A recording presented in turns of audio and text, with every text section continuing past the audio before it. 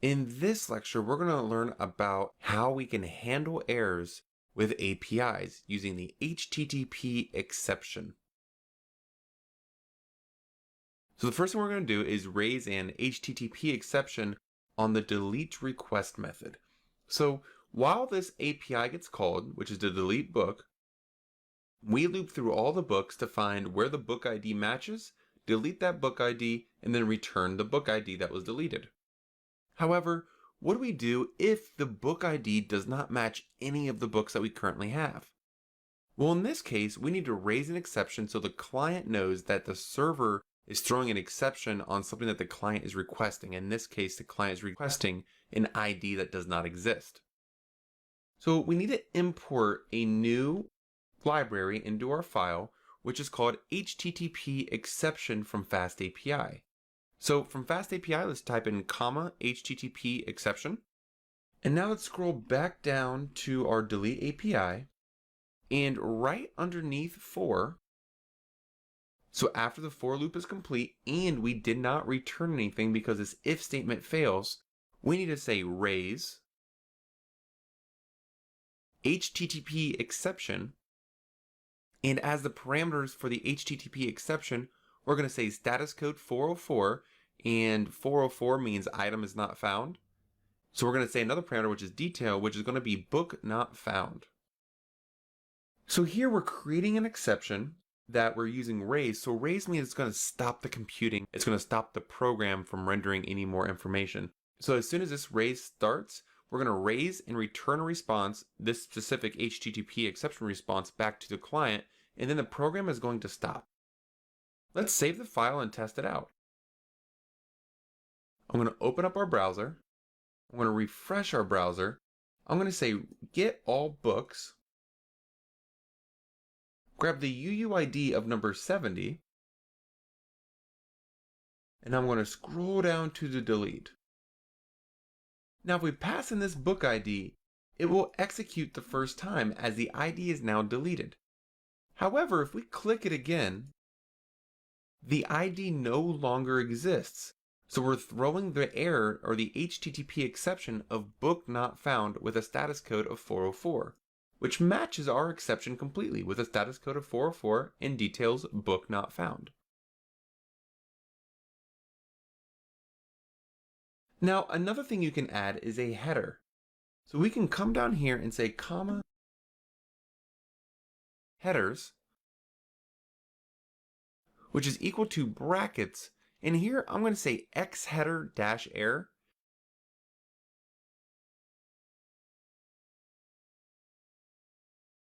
And then I'm going to say nothing to be seen at the UUID.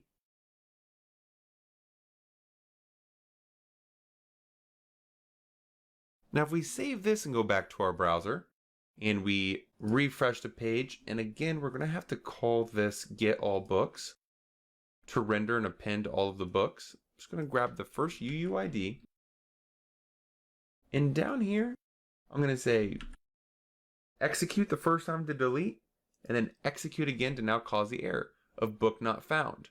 However, we can also now see in the response headers that we have the X header error, nothing to be seen at the UUID. That will match perfectly with the nothing to be seen at the UUID here in this HTTP exception. Now we want to be able to reuse this HTTP exception. So I'm going to scroll to the bottom and create a new function called def raise item cannot be found exception. And then I'm going to return the HTTP exception that we just created. So I'm going to say def raise item cannot be found exception.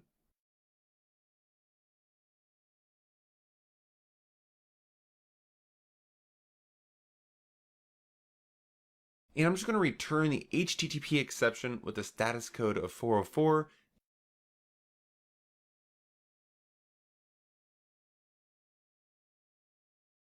Detail book not found.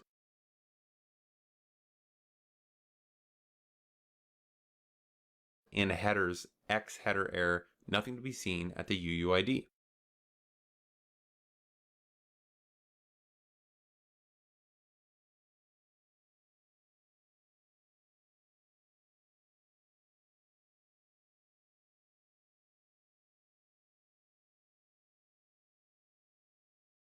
And now after I create this function, I'm going to grab this function,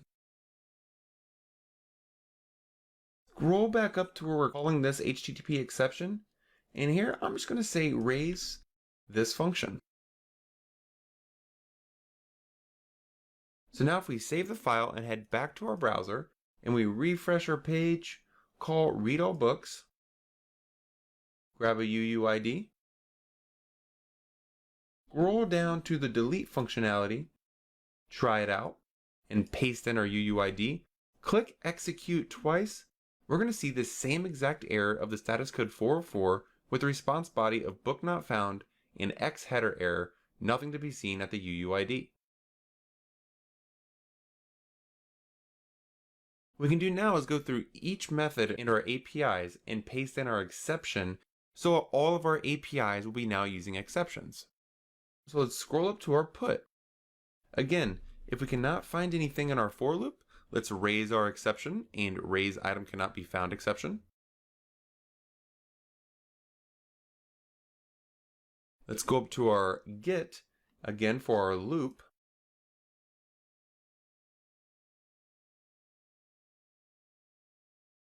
And that is all for right now. In the next lecture, we're going to create a custom exception.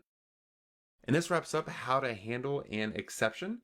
And I will see you in the next video. In this lecture, we're going to be creating our own custom HTTP exception handler.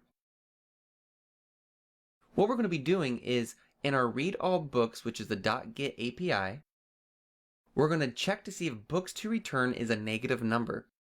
If books to return is a negative number, we're going to throw our own custom HTTP exception handler, which is a negative number exception, where we're going to return our own custom status code and our own custom message to go along with it.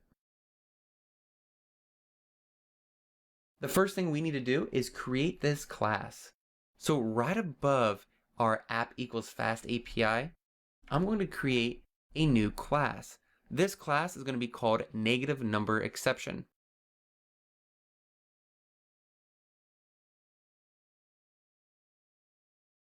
Negative number exception is going to be an extension of exception. And then within the negative number exception, we're going to use our def special init and then pass in self and books to return, which is going to be an int. We're then saying self.books to return is equal to books to return.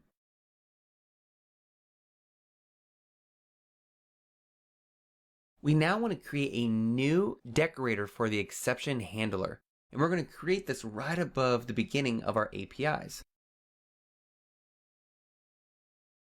So here I'm going to say app.exceptionHandler, and I'm going to pass in our negative number exception class as the parameter. Our method is going to be an asynchronous call, so async def negative number exception handler.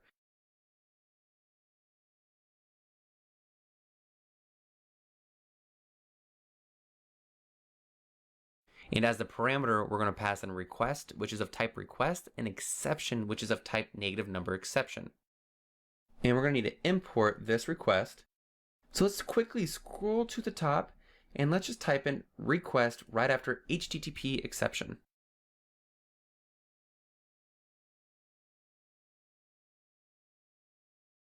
And now pass in another parameter of exception, negative number exception.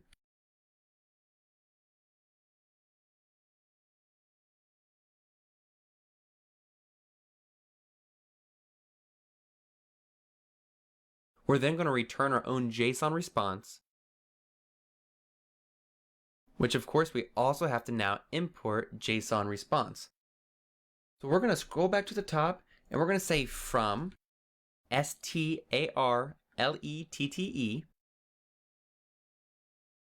dot responses import JSON response. Now let's scroll back down, and now that we have this good, let's now add our status code of 418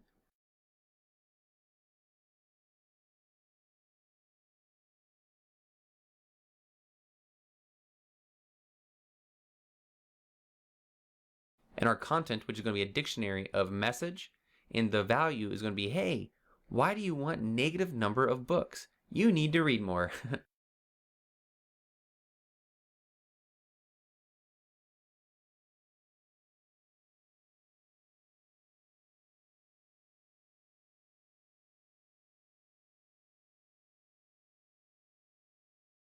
All right, and now let's finally scroll down to our read all books function.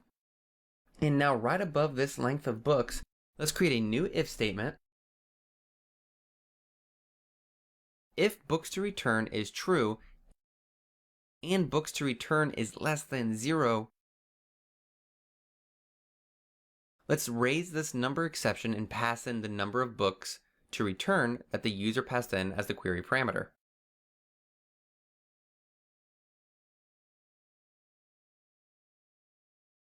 All right, so now let's save our file. So what we did here was we created a new class, negative number exception, which is of type exception, where we pass in the books to return, which is equal to books to return. We then created an @app.exception handler, where we returned a JSON response, including the exception of books to return. And then we raised the negative number exception during the read all books if the books to return is true, but the books to return is less than 0. Let's try it out. If we head back to our Swagger UI and refresh our page, and we come back up to read all books, and we say try it out, if we execute this currently, we'll get all of our books. However, if we type in -2, click execute, we're going to get, hey, why do you want -2 books? You need to read more. However, if you just type in a normal 2, we'll get the normal value of 2 books returned. But again, if we say a -1, hey, why do you want -1 books? You need to read more. Now, creating custom handlers is extremely important within APIs, so you can clarify the error back to the client and user. And this wraps up this lecture on creating custom HTTP exceptions, and I will see you in the next video. In this lecture, we're going to be creating a new book class. This book is going to be called Book No Rating.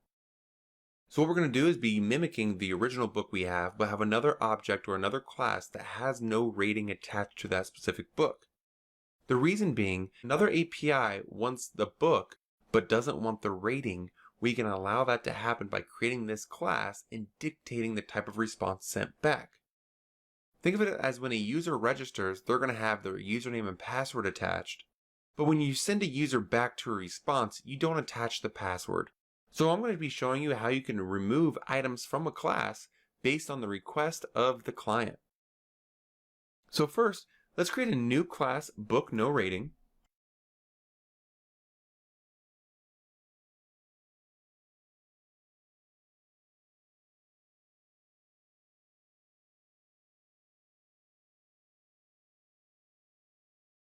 And we're going to make this extremely similar to the book class that we already have.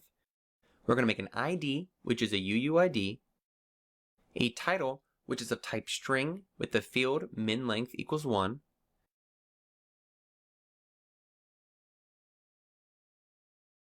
author, which is of type string, and our description, which is going to be an optional string of type field.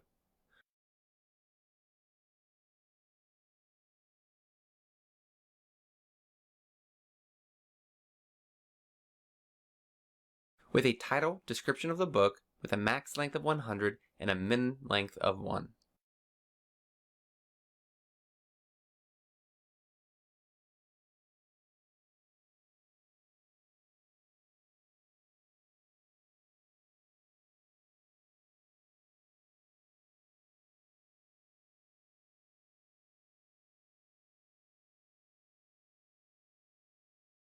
Alright, so here's our Book No Rating. Let's now create a new API request right under Read Book, but we're going to call this Read Book No Rating. So I'm just going to copy this exact same thing and paste it right underneath. However, right before the book ID, I'm going to create a new URL that now includes rating. And as the function call, instead of read book, I'm going to say read book no rating.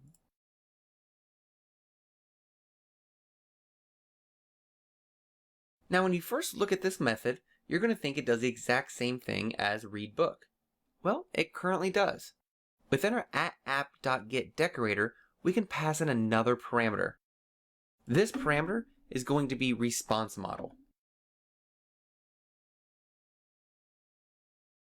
which is going to be equal to book no rating.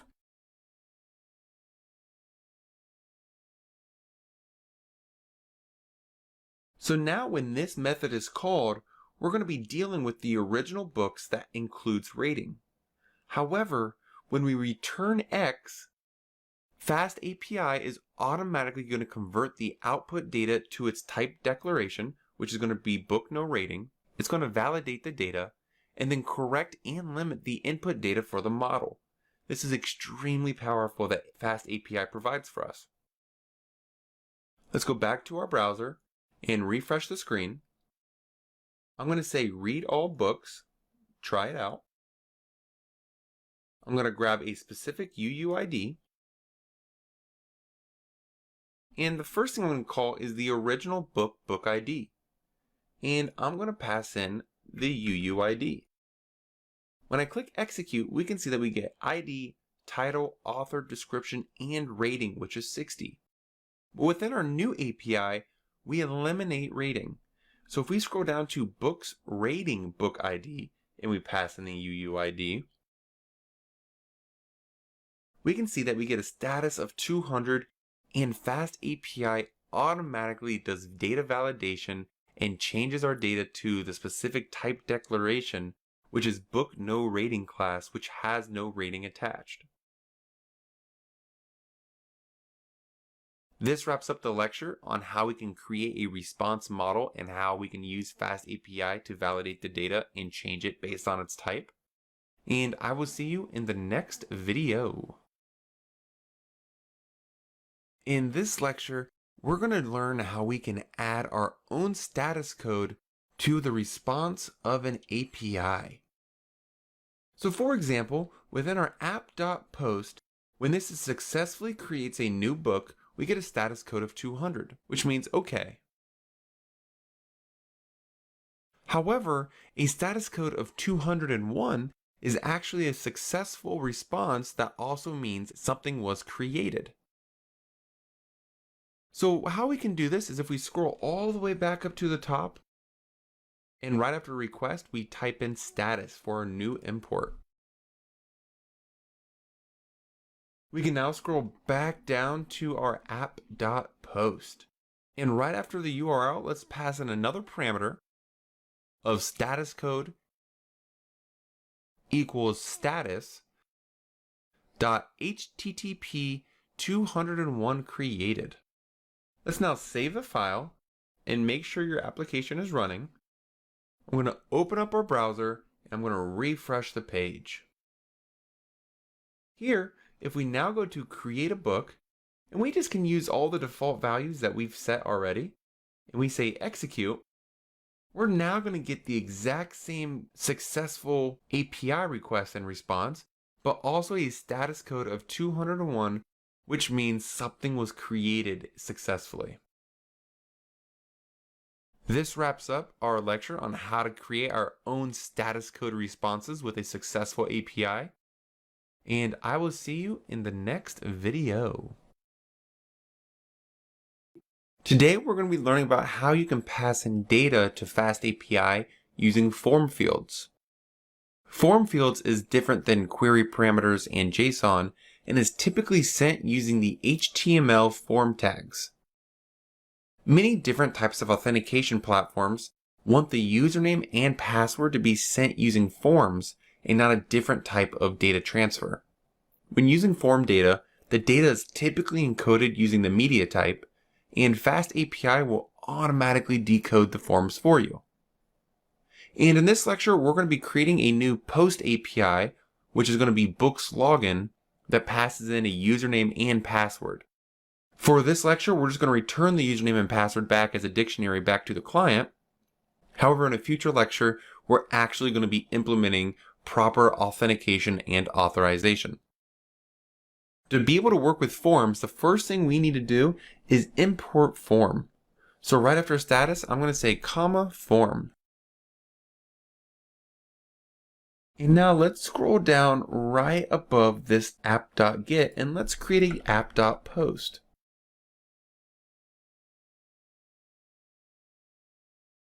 I'm going to make the URL /books/login. And I'm going to call this function books login. So here we're going to say async def login. And as the parameter, we're going to say username :string equals form.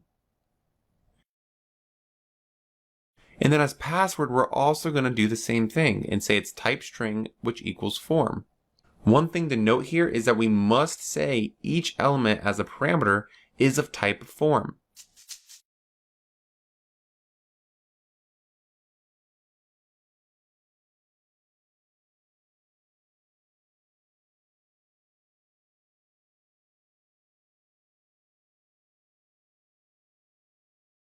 If we do not use this equals form, then our application in FastAPI is going to automatically assume this is a query parameter. We then want to return a dictionary, which is username :username and password :password.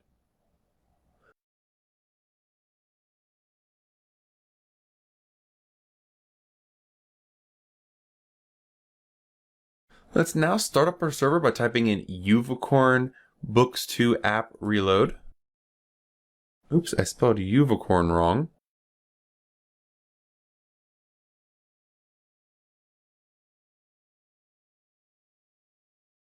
Let's now open up our browser. And now we have a new post request called books/login. If we click this, we can see that there's a request body with a username and password required. These are not path parameters, and these are also not query parameters. We can also see that we're going to be using the form URL encoded. If we try it out and we type in admin as the username and test1234 ! as the password, we can see that we get a successful response with the username equals admin and the password is test1234. This may not seem like much, but FastAPI is automatically decoding the username and password using the form within our parameters and returning the values back to us.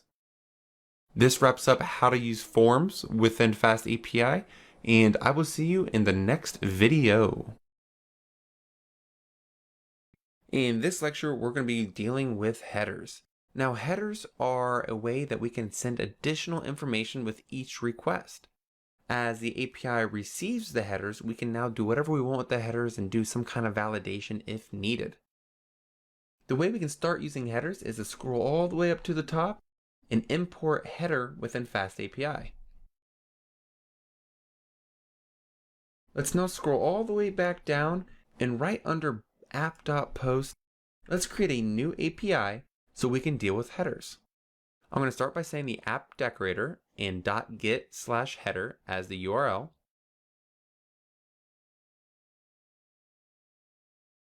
And right under app.get, we're going to create a new function called read header.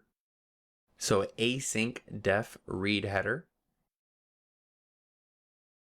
And as the parameter, we're going to say random header, which is an optional string, which is equal to header, and then none as the default value. And then we're just going to return random header, random header as a dictionary.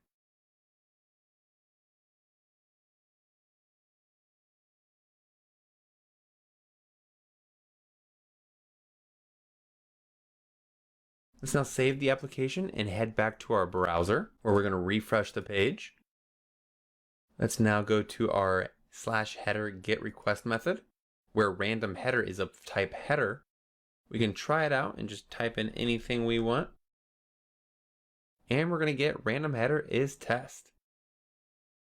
This wraps up how to create a header in FastAPI. and I will see you in the next video.